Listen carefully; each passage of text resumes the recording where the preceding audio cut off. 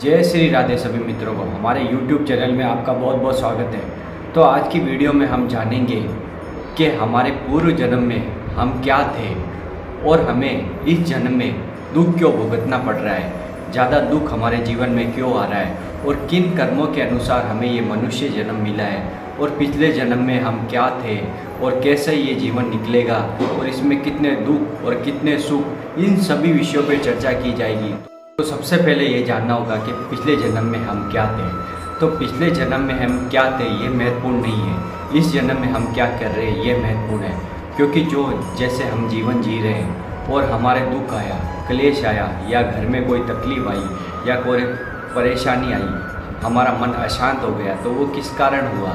जैसे कोई भी हमारे चोट लग गई तो उसमें क्या कारण है। तो सबसे पहले ये समझना पड़ेगा कि हमारे शरीर में जो भी पीड़ा होती है, दुख होती है, वो पूर्व जन्म के अनुसार होती है। पिछले जन्म में हमने किसी को सताया होगा, किसी को दुख दिया होगा, किसी का धन हरण किया होगा, किसी के साथ चोरी की होगी, हिंसा की होगी, तो वो सब इस रूप में, इस जन्म में दुख के रूप में आएंगे। तो आप सोचते हैं कि मैंने इस जन्म में तो कोई ऐसा कार्य नहीं किया, गलत काम नहीं किया, तो ये मुझे दुख क्यों भुगतना पड़ रहा है, इतनी समस्याएं मेरे जीवन में क्यों आ रही है। तो ध्यानपूर्वक इस वीडियो को समझे तभी आपको पता चलेगा। जैसे पिछले जन्म में आप कोई भी राजकार्य या कोई भी सेवा कर रहे हैं, उसमें आपने बेईमानी की, चोरी की, कपट की, हिंसा की, किसी को तकलीफ़ पहुंचाया, किसी को शब्दों से तकलीफ़ पहुंचाया, किसी को आपको शरीर द्वारा आपने किसी को दंड दिया, तो वो दंड आपका पुनः कर्म रूप में इस जन्म में आएगा। क्योंकि पूर्व जन्मों के अनुसार ही दुख और सुख का मिश्रित रूप इस जन्म में मिलता है। जो आपने पुण्य कार्य पिछले जन्म में किए हैं और जो पाप कर्म आपने पिछले जन्म में किए हैं, वो दोनों मिश्रित मिला के इस जन्म में आपको ये वर्तमान जो आपका जीवन चल रहा है उसके अनुसार आपको भुगतना पड़ेगा। क्योंकि पिछले कर्म आएंगे, आपके पुण्य कर्म आएंगे तो आपकी उन्नति होगी, धन वैभव बढ़ेगा, आपकी समृद्धि बढ़ेगी, आपका नाम होगा, आपका यश होगा, आपकी कीर्ति होगी। लेकिन जैसे ही पाप कर्म आपके आए पिछले जन्म के, तो इस जन्म में आपको भयंकर पीड़ाओं का सामना करना पड़ेगा।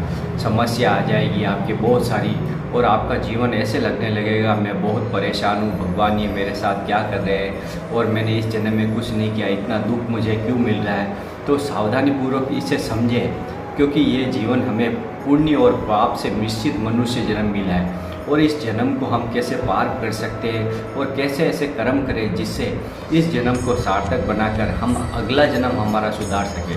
तो इस विषय को ध्यानपूर्वक सुनें। तो सबसे पहले हमें क्या करना होगा, इस जन्म में हमें जीवन को सुधारने के लिए एक तो गुरु दीक्षा लेनी पड़ेगी। गुरु भगवान से हमें जो दीक्षा प्राप्त होगी तो हम आध्यात्मिक मार्ग की ओर जुड़ेंगे।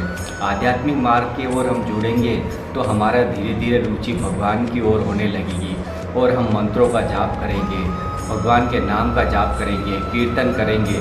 तो उससे क्या होगा, हमारी बुद्धि पवित्र होगी, मन शीतल होगा और उससे हम हमारा जीवन आसानी से एकदम सरल रूप में व्यतीत कर सकते हैं। और लेकिन कोई दुख भी पूर्व जन्म का आएगा तो उसे हम आसानी पूर्वक भोग सकते हैं। क्योंकि प्रभु है जो अखिल कोटि ब्रह्मांड के स्वामी हैं, वो हमें इतनी शक्ति प्रदान करेंगे कि इस जीवन को हम आराम से निकाल सकें। तो ये आपको समझना होगा कि जीवन में दुख तकलीफें तो आती रहेगी, लेकिन आपको भगवान का नाम नहीं छोड़ना है, प्रभु का स्मरण नहीं छोड़ना है, उनसे प्रार्थना करनी है, हे प्रभु मुझसे जो गलतियाँ हो रही हैं उन्हें क्षमा करके आपके श्री चरणों में जगह प्रदान करें तथा इस भवसागर को पार लगाइए।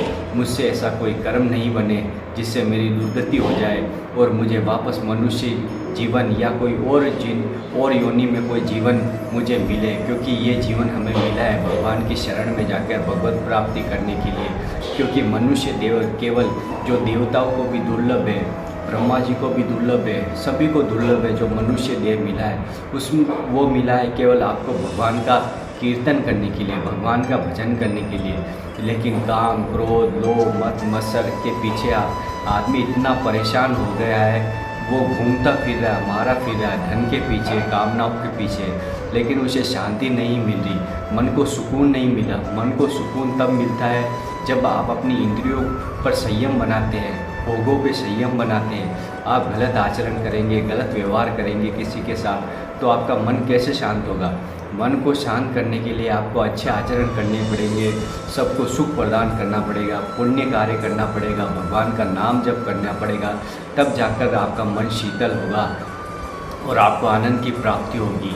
ये आपको बिल्कुल मैं सत्य वचन कह रहा हूँ, क्योंकि जीवन में आप अपने जीवन में प्रभु का स्मरण करके देखिए, नाम जप करके देखिए, जो भी आपके इष्ट है, श्री कृष्ण, राम, हरि, जो भी हर समय नाम जप करिए, राधा वल्लभ, श्री हरिवंश, जो भी आपको प्रिय नाम लगे, तो आप कुछ ही समय में देखेंगे आपके जीवन में बदलाव आने लगेगा और आपकी उन्नति होने लगेगी, आपके आचरण सुधरने लगेंगे, आप दूसरों को सुख पहुंचाएंगे, दुख नहीं देंगे, तो आपका जीवन एक ऐसे सच्चे मार्ग की ओर बढ़ेगा, तो आपका जीवन सफल हो जाएगा।